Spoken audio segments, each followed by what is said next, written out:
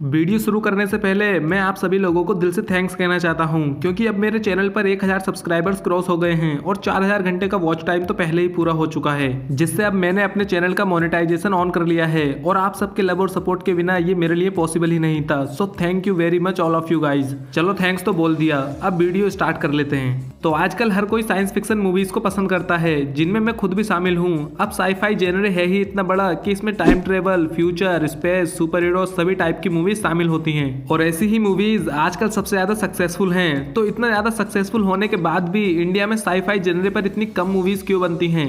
क्या Indian film maker sci fi जेनरे पर movies बनाना नहीं चाहते? पर वो ऐसा क्यों करेंगे? उन्हें तो प्रॉफिट चाहिए, और जब इंडियन ऑडियंस साईफाई मूवीज देखेगी तब फिल्म मेकर्स को प्रॉफिट मिलेगा भी। तो फिर क्या इंडियन ऑडियंस साईफाई मूवीज देखना ही नहीं चाहती? नहीं, ऐसा तो नहीं हो सकता, वरना हॉलीवुड की फिल्में हिंदी में रिलीज ही नहीं होती। तो इंडियन ऑडियंस साईफाई मूवीज देखना भी चाहती है और इंडियन फिल्म मेकर्स पैसा अर्न करने के लिए साईफाई कंटेंट बनाना भी चाहते हैं। तो सब कुछ तो ठीक है, फिर आखिर प्रॉब्लम कहाँ आती है जो इंडिया में साईफाई जेनर पर मूवीज ना के बराबर बनती हैं? और इसी को लेकर मैं वीडियो में कुछ पॉइंट डिस्कस करने वाला हूँ। तो हमारा पहला पॉइंट आता है, आर इंडियन ऑडियंस रेडी?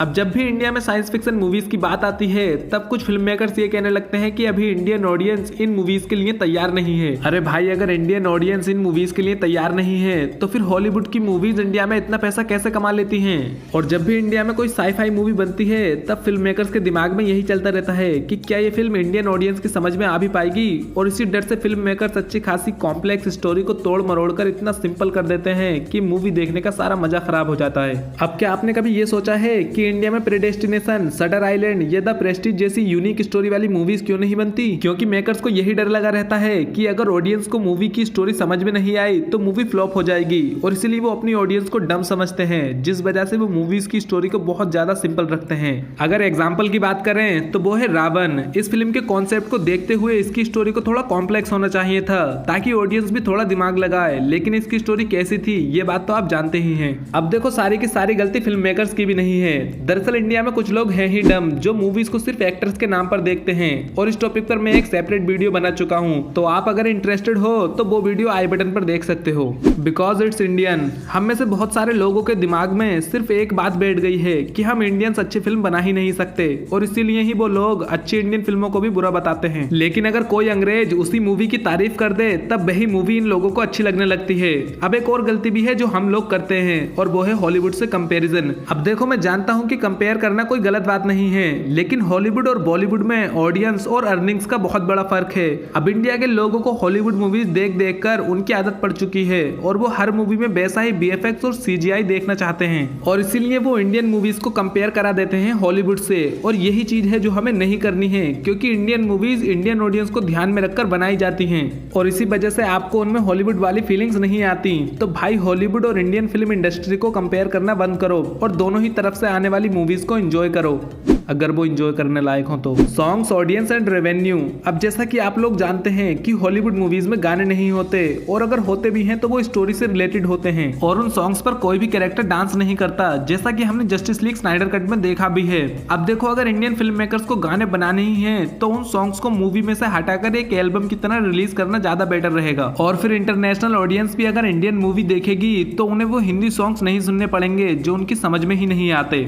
अब ये बात भी सच है कि इंडिया के पास हॉलीवुड जितनी ऑडियंस नहीं है, क्योंकि इंग्लिश लैंग्वेज को ज़्यादातर लोग समझ लेते हैं, लेकिन हिंदी लैंग्वेज को सिर्फ इंडिया और उसके आसपास के नेबर कंट्री ही समझ पाते हैं। और ऑडियंस कम होने की वजह से इंडियन फिल्मों का रेवेन्यू भी कम होता है। लेकिन अगर इंडियन साईफाई मूवीज की स्टोरी अच्छी होगी तो फिल्म इंटरनेशनली अच्छा परफॉर्म करेगी। जैसे अब कोरिया की फिल्में इंग्लिश में डब होकर रिलीज होने लगी हैं, क्योंकि उनकी स्टोरी अच्छी थी, जिस वजह से लोग उन्हें देखना चाहते हैं। वैसे ही अगर इंडियन मूवीज की स्टोरी अच्छी होगी तो ऑडियंस की संख्या अपने आप बढ़ जाएगी, और ज्यादा ऑडियंस मतलब ज्यादा पैसा। लेकिन इसके लिए हमें अच्छी मूवीज को सपोर्ट करना होगा। हमें हॉलीवुड से क्या सीखना चाहिए? What should we learn from Hollywood?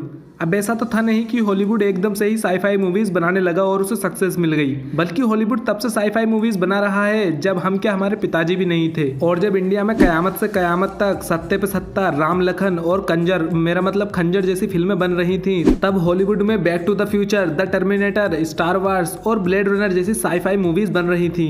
वैसे बॉलीवुड को भी साईफाई मूवीज की शुरुआत काफी पहले कर देनी चाहिए थी, लेकिन ऐसी मूवीज हमें आज भी इंडिया में देखने को नहीं मिलती हैं। अब देखो, हॉलीवुड से हमारी हमारी इंडस्ट्री काफी कुछ सीख सकती है, जैसे कि हॉलीवुड में स्टूडियोज हार नहीं मानते। फॉर एग्जांपल 2012 में आई जॉन कार्टर एक बहुत ही बड़ी फ्लॉप मूवी साबित हुई, लेकिन क्या जॉन कार्टर के बाद डिज्नी ने साई-फाई मूवीज बनाना बंद कर दिया? बिल्कुल नहीं। पर वहीं इंडिया में प्रोड्यूसर्स रिस्क ही लेना नहीं चाहते हैं, जिस वजह से वो न्यू और फ्रेश कॉन्सेप्ट पर पैसा खर्च नहीं करते। पर भाई अगर तुम्हें कुछ अलग करना है तो रिस्क तो लेना ही पड़ेगा।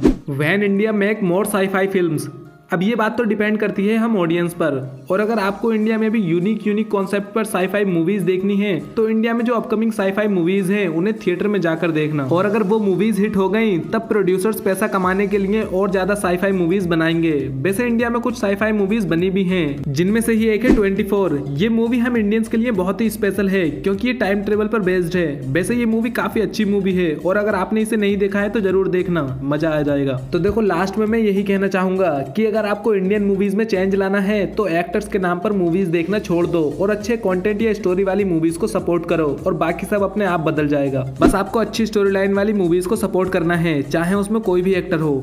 और लास्ट में अगर आपको वीडियो देखने में मजा आया हो तो लाइक करें, अपने दोस्तों को भी दिखाना चाहते हो तो शेयर करें, और अगर आप ऐसी ही और ज्यादा वीडियोस देखना चाहते हो तो चैनल को सब्सक्राइब जरूर कर लें।